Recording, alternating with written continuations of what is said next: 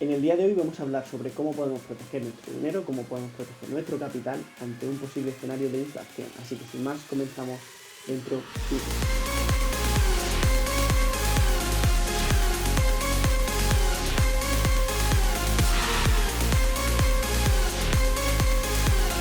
Hola a todos, mi nombre es Carlos y como ya os he adelantado, en el día de hoy vamos a hablar sobre cómo podemos proteger nuestro dinero, cómo podemos proteger nuestro capital ante posibles escenarios inflacionarios.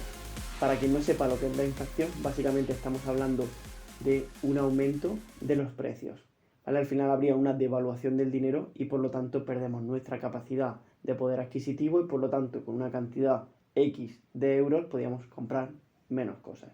Y es que durante los últimos días, durante las últimas semanas, Jerome Powell, el presidente de la Fed, de la Reserva Federal, el Banco Central de Estados Unidos, ha estado advirtiendo que la inflación puede superar ese 2-3% que siempre los bancos centrales intentan mantener.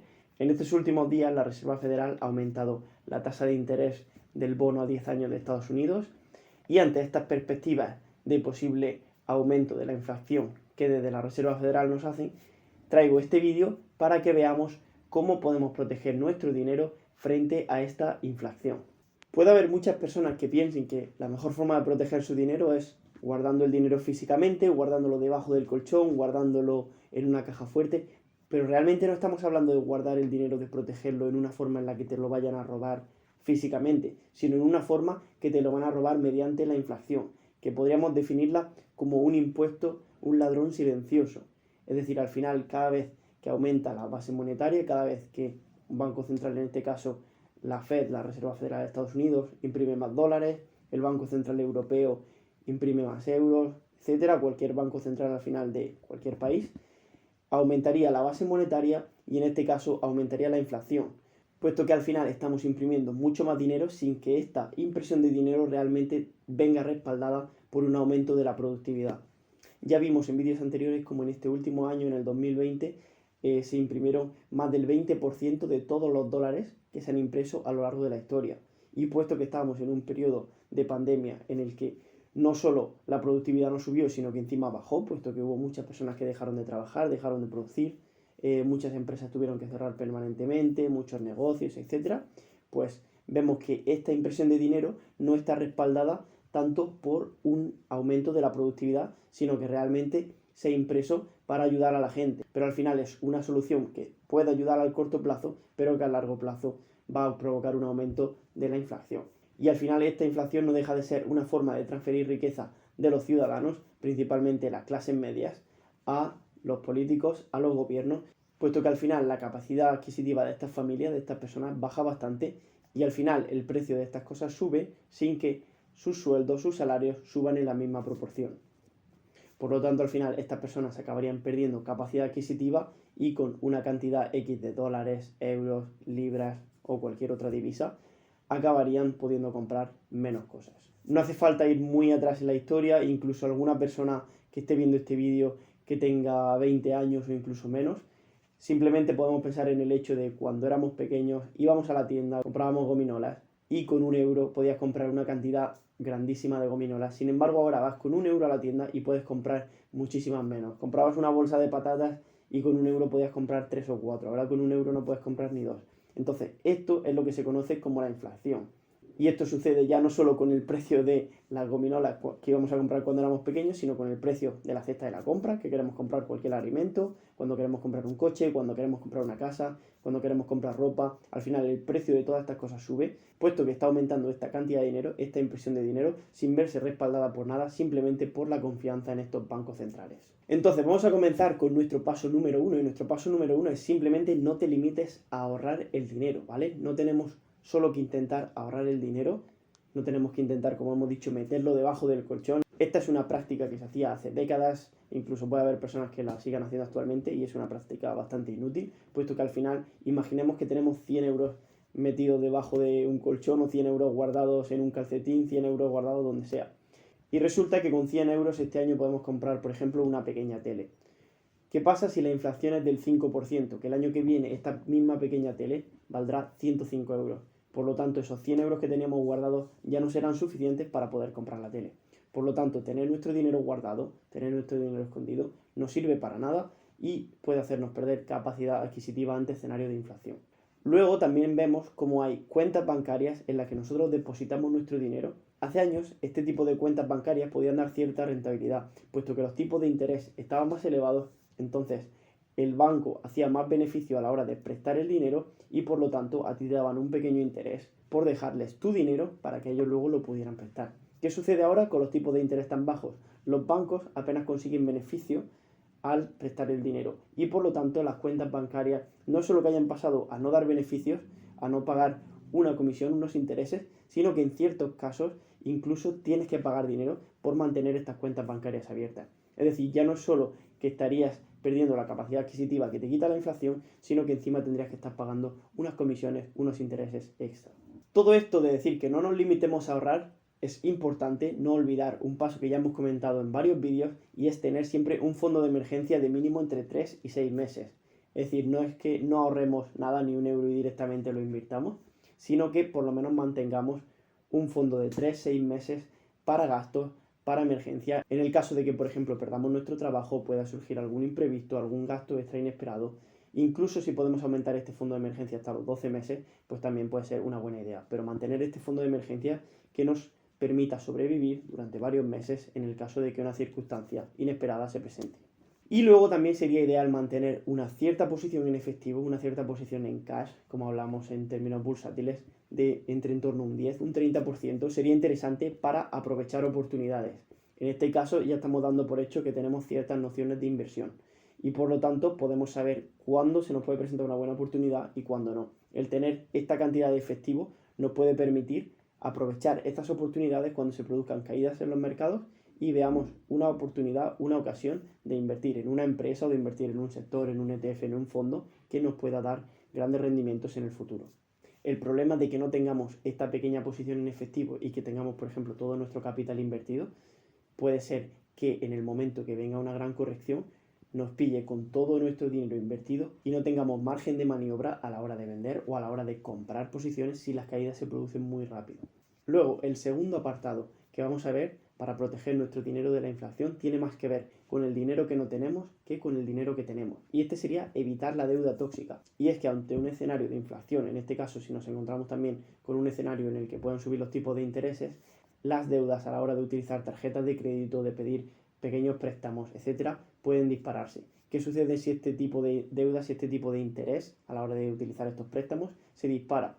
Si, por ejemplo, pedimos un préstamo de 1.000 euros y tenemos unos intereses de un 15% o utilizamos nuestra tarjeta de crédito que tiene un interés de un 15%, tendríamos que devolver 1.150 euros de esos 1.000 euros iniciales. Pero ¿qué sucede si aumentan estos intereses? Nos encontraríamos que, aunque, por ejemplo, si suben a un 20% estos intereses, nuestra deuda tendría unos intereses, ahora una comisión de 200 euros. Y tendríamos que pagar por este préstamo inicial de 1.000 euros una cantidad total de 1.200. Entonces es muy importante evitar la deuda tóxica, evitar la deuda que sea para pagar vacaciones, que sea para al final comprar pasivos, cosas que no necesitemos, para comprar una televisión, para comprar una videoconsola, para irnos de viaje, etc. Si adquirimos deuda, tratar de que sea para crear un negocio, para comprar, por ejemplo, una propiedad inmobiliaria y al final también comparar, ver dónde podemos obtener este préstamo en el mejor sitio, tratar de negociar esta deuda para conseguir el préstamo con los menores intereses posibles. Nuestro tercer paso para proteger nuestro capital de la inflación va a ser invertir en empresas buenas, invertir en empresas de calidad. Y es que ya lo decía Warren Buffett en una entrevista que le hicieron hace más de 10 años, para proteger nuestro dinero frente a la inflación, invertiremos en empresas buenas, en empresas de calidad, que tengan poca deuda, que sigan aumentando sus activos, que sigan aumentando sus beneficios. Y vamos a poner un ejemplo, un caso en concreto, para que entendáis cómo funciona esto. Y es que, por ejemplo, si hay una inflación, imaginemos que vamos a invertir en Coca-Cola. Si hay una inflación, ¿qué sucede? Que hay un aumento del precio de los productos y de los servicios. En este caso estaríamos hablando de Coca-Cola. Si una lata de Coca-Cola o una botella de Coca-Cola cuesta 1 euro y hay una inflación de un 5%, lo que sucederá es que esa botella o esa lata pasará a costar 1 euro y 5 céntimos. ¿Qué sucederá esto a gran escala? Que cada botella, cada lata de Coca-Cola tendrá un 5% más de beneficios y por lo tanto los beneficios de la empresa aumentarán también en un 5%. Entonces, al final, si la empresa tiene más beneficios, esto se puede traducir en un aumento del porcentaje y la cantidad de dividendos o de un aumento del valor de la empresa, un aumento de la cotización de la empresa. Por lo tanto, estaríamos protegidos de la inflación al haber invertido en una empresa de buena calidad y que sus productos, sus servicios han ido aumentando de precio a la vez que ha ido subiendo la inflación. Nuestro cuarto paso para proteger nuestro dinero de la inflación sería invertir en objetos que conserven o incluso que aumenten su valor. En este caso incluiríamos tipo antigüedades, coches de colección, otros objetos coleccionables, arte, etc. Al final, este tipo de activos suele comportarse muy bien a largo plazo y suelen ser cada vez objetos más preciados, cada vez más difícil de encontrar y que al final hacen que aumente su precio incluso por encima de la inflación y pueden ser también una buena opción de inversión. Evidentemente, al igual que con cualquier inversión, hay que tener mucho cuidado, puesto que hay que tener bastante conocimiento o al menos un mínimo de conocimiento para que hagamos una buena inversión y no pongamos nuestro dinero en alguna estafa o en algún producto que realmente no mantenga su valor a lo largo del tiempo. Nuestro siguiente punto para proteger el dinero sería invertir en metales preciosos. Y aquí ya hemos hablado alguna vez de oro, hemos hablado de plata, y es que al final durante miles de años ha habido cientos y cientos de divisas que al final todas han ido fracasando. Actualmente tenemos el dólar, el euro, la libra, como hemos comentado, muchas otras divisas dependiendo del país, pero al final todas las divisas que ha habido en los siglos, en los milenios anteriores, han ido fracasando. ¿Y qué ha sido lo que ha sucedido? Que al final siempre se ha impuesto el valor del oro y el valor de la plata, que han conservado su valor, como por ejemplo vemos en esta gráfica con respecto al dólar. Y es que vemos como desde el año 1900, o durante los primeros 30 o 40 años, se mantenía muy estable porque al final el dinero era oro.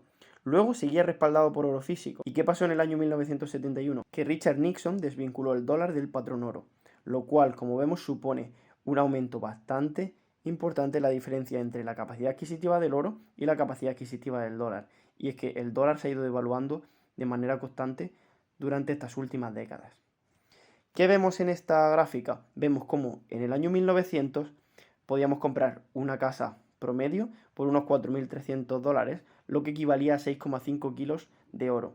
Actualmente podríamos comprar una casa promedio en Estados Unidos por 313.000 dólares, lo que equivaldría a 5,8 kilos de oro. Es decir, esta casa se podría comprar por menos oro, pero sin embargo la cantidad de dólares que tendríamos que pagar para comprar esta casa sería casi 100 veces mayor. Entonces vemos como el oro no es solo que conserve su poder adquisitivo, sino que en este caso desde el año 1900 podríamos comprar una casa promedio por una cantidad de oro menor. Es decir, que el oro habría aumentado su valor, mientras que vemos cómo necesitaríamos más de 300.000 dólares para comprar una casa promedio, cuando hace más de 100 años, 120 años, necesitábamos apenas 4.000 dólares. Entonces el oro, la plata, tienen utilidad, tienen un valor intrínseco que siempre van a tener y que no se pueden multiplicar, no se pueden imprimir como sí que hacen con el dinero, con los dólares. Entonces, en este caso, invertir en oro, invertir en plata, puede ayudarnos mucho a protegernos ante escenarios inflacionarios. Y vamos a hablar sobre nuestra última manera de proteger nuestro capital, y es que sería invertir en criptomonedas. Esto no significa que sea una recomendación para invertir en criptomonedas, ni que tengamos que invertir en una criptomoneda en concreto, pero sí que puede ser bastante interesante, dado el papel, el rol que está adquiriendo las criptomonedas en la sociedad actual y ver el respaldo que está teniendo por parte de inversores institucionales. Y es que hemos visto, por ejemplo, últimamente Elon Musk, como ha estado hablando bastante del Bitcoin, como Tesla invirtió más de 1.000 millones de dólares en Bitcoin en lugar de tener ese dinero en efectivo, como grandes bancos, grandes institucionales han estado respaldando, han estado entrando, y vemos como el precio ha subido bastante durante las últimas semanas, últimos meses. Y hay una cosa bastante interesante, no solo del tema de las criptomonedas, sino en concreto del Bitcoin, es que es una moneda que no se puede producir en una cantidad ilimitada, y es que solo puede haber un máximo de 21 millones de Bitcoin. Actualmente hay un poquito más de 18 millones de Bitcoin, y se podrían minar todos los Bitcoin en torno al año 2150, es decir, dentro de más de 100 años. Por lo tanto, como vemos, sería una divisa, por así decirlo, deflacionaria, y no puede ser que venga un banco central a imprimirla como si se está haciendo, por ejemplo, con dólares o euros. Hay algunos economistas que están en contra del Bitcoin y de las criptomonedas, piensan que es una burbuja y que no hay nada detrás. Realmente no hay nada que respalde el valor de estas criptomonedas, en concreto el Bitcoin, que es la que a mí me gusta y es la única que ahora mismo tengo, pero sí que es cierto que al final se basaría en lo mismo que el dólar o se basaría en lo mismo que el euro o cualquier otra divisa, que no están vinculadas al patrón oro, se basaría en la confianza de los inversores, de los usuarios, de las personas que al final utilicen estas criptomonedas. Y vemos como hay muchas personas que están permitiendo el Bitcoin para comprar incluso casas, para comprar coches, para comprar comida, para comprar al final diferentes objetos en diferentes sitios. Hay muchas tiendas que ya están admitiendo el pago con Bitcoin. Vimos también recientemente como PayPal, ahora incluso Visa, Mastercard, van a aceptar transferencias con Bitcoin, y al final si mucha gente le da este valor, realmente están respaldando esta confianza que hay detrás del Bitcoin, y por lo tanto esto puede llevar su precio hacia arriba, y no solo arriba de multiplicarlo por 2 o por 3, sino podemos ver escenarios donde el Bitcoin se siga multiplicando por 10, por 15, por 20, incluso más en los próximos años. Pero todo esto al final son especulaciones. Realmente yo sí que pienso que tener una cantidad, aunque sea un mínimo porcentaje, invertido en criptomonedas, en concreto en Bitcoin, que es la que a mí me gusta, puede ser una buena idea para proteger nuestro dinero. Evidentemente, meter todo nuestro capital en un activo de este tipo, sobre todo que tienen tanta volatilidad, al final puede ser muy arriesgado. Y tienes que tener también la capacidad de ver cómo tu capital puede subir o bajar mucho, también es muy importante conocer los riesgos, sin venirte abajo o sin pensar que vas a perder todo tu dinero. Por eso, si ponemos nuestro dinero en este tipo de activos, lo ideal es que sea una parte pequeña, o al menos que vaya de acuerdo con nuestra tolerancia al riesgo. Por supuesto, como digo, esto no es ninguna recomendación de compra y no significa que tengáis que comprar Bitcoin o cualquier otra criptomoneda. Al final, para todo este tipo de cosas siempre tenéis que realizar vuestro propio análisis. Las criptomonedas son bastante diferentes y depende de la criptomoneda hay un proyecto u otro detrás, un objetivo para esa criptomoneda, que es importante también ir viendo, ir siguiendo y ver cómo realmente funciona cada criptomoneda. Así que esto ha sido todo por hoy. Estas han sido las formas en las que podemos protegernos de la inflación, podemos proteger nuestro capital, y es bastante interesante para posibles escenarios futuros, escenarios inflacionarios, y es que hemos visto que la impresión masiva de dinero es algo que han venido haciendo los bancos centrales durante los últimos meses sobre todo, pero es algo que llevan haciendo durante muchos años, desde que el dinero dejó de ser dinero al desvincularse del oro. Así que espero que os haya gustado este vídeo, espero que os haya ayudado. Si os ha gustado, ya sabéis, dejar ese like por ahí abajo, pulsar ese botón de me gusta, suscribiros por ahí abajo también, pulsar la campanita para recibir las notificaciones cada vez que suba un nuevo vídeo. Y sin más, me despido, gracias por estar ahí y hasta la próxima. Chao.